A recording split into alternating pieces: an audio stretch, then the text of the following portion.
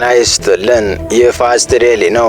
ሰላምታችን በያላችሁበት ይድረስ እያልን በዕለቱ የተሰሙ ዋና ዋና ጉዳዮችን ወደ እናንተ ይዘን ቀርበናል። ቻናላችንን ሰብስክራይብ፣ ፕሮግራማችን ላይክ እና ሼር እንድታደርጉ እየጋበዝን የዕለቱን አበይት ዜናዎችን አስቀድመን እንጀምራለን። እስራኤል አዲስ የምስራች ይፋ አደረገች።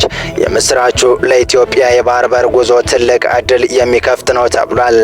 ጠቅላይ ሚኒስትር ኔታንያሁ ይፋ ያደረጉት ጥምረት ከህንድ ውቅያኖስ እስከ ቀይ ባህር ደህንነት ለማረጋገጥና ህንድን ከመላው አውሮፓ የሚያገናኝ አዲስ ደህንነት የተጠበቀ የባህር ላይ መስመር የመዘርጋት ስትራቴጂክ እቅድ ሲሆን ከሞያሌ እስከ ምጽዋ የኛ ነው ሲሉ ላወጁት ጠቅላይ ሚኒስትር አብይ አቅም የሚሰጥ ነው እየተባለ ይገኛል። በዝርዝር እንመለከተዋለን። በሌላኛው መረጃችን ወልቃይት ላይ ውሳኔ ተላልፏል። ውሳኔው ህወሓት በአስቸኳይ እጅን ሰብስበ ወልቃይትን ለቀህ ውጣ የተባለበት ነው። በምርጫ ቦርድ በኩል ወልቃይትን አስረክብ የሚል ውሳኔ መተላለፉ ይፋ በሆነበት አጋጣሚ ህወሓት ዝምታ ወይም መዘግየት ዋጋ ያስከፍላል የሚል ደብዳቤ ጽፏል። የደብዳቤው ይዘት የድረሱልኝ ተማጽኖ ታይቶበታል። አነጋጋሪው መረጃ እነግራችኋለን። በሌላ በኩል ደግሞ በግብጽ ጥላ ስር መቆየት አያዋጣም ያለችው ሶማሊያ የአህያ ባል ከጅብ አያስጥልም እንዲሉ ሞቃዲሾ ከግብጽ ጫና ለመውጣት ከፍተኛ ተዋጊ ጀቶችን ልትገዛ መሆኑ የበርካቶችን ትኩረት ስቧል። በዝርዝር የምናስደምጣችሁ ይሆናል። እስከ ፍጻሜው አብራችሁን ቆዩ። የእስራኤሉ ጠቅላይ ሚኒስትር ቤንያሚን ኔታንያሁ አዲስ ጥምረት ይዘው መጥተዋል። ይኸው ከህንድ ውቅያኖስ እስከ ቀይ ባህር ደህንነት ማረጋገጥና ህንድን ከመላው አውሮፓ ጋር የሚያገናኝ አዲስ መስመር የመዘርጋት ስትራቴጂክ እቅድ ይፋ የሆነው ጠቅላይ ሚኒስትር አብይ ከሞያሌ እስከ ምጽዋ ለመቆጣጠር ዝግጁ ነን ባሉበት ቅጽበት ጋር ከመገጣጠሙ በተጨማሪ የእስራኤሉ ፕሬዝዳንት ወደ አዲስ አበባ ለመጓዝ ሻንጣቸውን እያሰናዱ ባለበት አጋጣሚ መሆኑ ዓለም አቀፍ ተንታኞችን ትኩረት ስቧል። ኢትዮጵያ የባህር በር ለማግኘት የጀመረችው ጥረት እስራኤል በቀይ ባህር ላይ ከምትዘረጋው አዲስ የኢኮኖሚና የደህንነት ኮሪደር ጋር ስትራቴጂክ ውህደት እየፈጠረ መሆኑ ተመላክቷል። እስራኤል ህንድና አውሮፓን የሚያስተሳስር የኢኮኖሚ መስመር ለመጠበቅ በቀይ ባህር ላይ እንደ ኢትዮጵያ ያለ ጠንካራ አጋር ትፈልጋለች። እስራኤል ከሶማሊላንድ ጋር የምታደርገው መቀራረብ ኢትዮጵያ በዚያው ቀጠና የባህር ኃይል ለመገንባት ካላት እቅድ ጋር በቀጥታ ይገጣጠማል። በዓለም ፖለቲካ ውስጥ አጋጣሚ የሚባል ነገር የለም። በተለይ ደግሞ ጉዳዩ ከቀይ ባህር ጋር ከመካከለኛው ምስራቅና ከትላላቅ ሀያላን ሀገራት ጋር ፍላጎት ጋር ሲያያይዝ የእስራኤሉ ጠቅላይ ሚኒስትር ቤንጃሚን ኔታንያሁ አዲስ የሜዲትራሊያን እና የመካከለኛው ምስራቅ ጥምረት ይፋ አድርገዋል። የዚህ ጥምረት ዓለም ግዙፍ የኢኮኖሚ ኮሪደር መፍጠርና በኢራን የሚደገፍ ጽንፈኛ ተቃዋሚዎችን መመከት ነው። ነገር ግን በእቅዳቸው ላይ እኛን ቀጥታ የሚያገናኝ አንድ ትልቅ ቃል አለ። ይህ ጥምረት የአፍሪካ ሀገራት እንደሚያካትት ኔታንያሁ አበክረው መግለጻቸው ነው። የመካከለኛው ምስራቅ ጉዳይ ከአፍሪካ ጋር ምን አገናኘው ብለን ስንጠይቅ መልሱ የቀይ ባህር ደህንነት የሚል ይሆናል። እስራኤል ህንድና አውሮፓ በቢሊየን ዶላር የሚቆጠር የንግድ መስመር ቢዘረጉም ይህ መስመር የሚያልፈው በቀይ ባህር በኩል ነው። አሁን ደግሞ በየመን ያሉ የሁቲ ታጣቂዎች ቀይ ባህርን የጦር ቀጠና አድርገውታል። ስለዚህ እስራኤልና አጋሮቿ ይህን የንግድ መስመር ለመጠበቅ በቀይ ባህር በር ላይ ጠንካራ የሰው ኃይል ያለው እና ጽንፈኞችን የሚጠላ ሀያል ሀገር ይፈልጋሉ። ይቺ ሀገር ደግሞ ከኢትዮጵያ ውጭ ሌላ ማን ልትሆን ትችላለች? የብዙዎች ጥያቄ ሆኗል። ይህ ሀሳብ ይበልጥ የሚያጠናክረው የሶማሊላንድና የእስራኤል መቀራረብ ነው። እስራኤል ሶማሊላንድን በይፋ እውቅና መስጠቷና ከቅርብ ጊዜ ወዲህ ሁለቱ አካላት ጠንካራ የደህንነትና የዲፕሎማሲ ግንኙነት እየፈጠሩ ነው። እስራኤል በሶማሊላንድ በኩል በቀይ ባህር ላይ የደህንነት መቆጣጠሪያ ማግኘት ትፈልጋለች።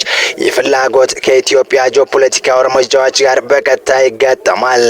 የሁቲ ታጣቂዎች በቀይ ባህር ላይ የሚፈጠር የፈጠሩትን ስጋት ለመመከት የኢትዮጵያ በባህር ዳርቻው ላይ መገኘት ለምዕራባውያንና ለእስራኤል ስትራቴጂካዊ ፋይዳው የጎላ ነው። ሂደቱ ግልጽ ነው። አዲስ ዓለም አቀፍ አሰላለፍ እየፈጠረ ነው። ኢትዮጵያ የባህር በር ትፈልጋለች። እስራኤልና አጋሮቿ ደግሞ ቀይ ባህርን የሚጠብቃቸው ጠንካራ ሀገር ይፈልጋሉ። የአጋጣሚ ደግሞ ከፍተኛ ዝግጅት እያደረገ ላለውና የባህር በር ለማግኘት ቁርጠኛ ሆኖ እየተንቀሳቀሰ ለሚገኘው የኢትዮጵያ ባህር ኃይል ትልቅ እድል የሚከፍት አጋጣሚ ሆኖ ተከስቷል። ጠቅላይ ሚኒስትር አብይ አህመድ ትላንት በሐዋሳ በነበረ የልዩ ዘመቻ በዓል ላይ ባደረጉት ንግግር ከሶማሊያ ጫፍ እስከ ምጽዋ ጫፍ በባህር የሚያጋጥሙ ሽብርተኞችን ወንድም ህዝቦችን ደግፈን ሽብርን ለማስቀረት ልማት ብልጽግናን በቀጠናችን ለማረጋገጥ ለኢትዮጵያ ብቻ ሳይሆን ለቀጠናው በቂ የሆነ ኤሊት ፎርስ ገንብተናል። ቀይ ቦኔት ለባሾቹ ውጊያ የሚጨርሱና ውጊያ የሚያስቀሩ ናቸው። የኛ ዝግጅት በድፍን አፍሪካ ሰላም ለማረጋገጥ ነው።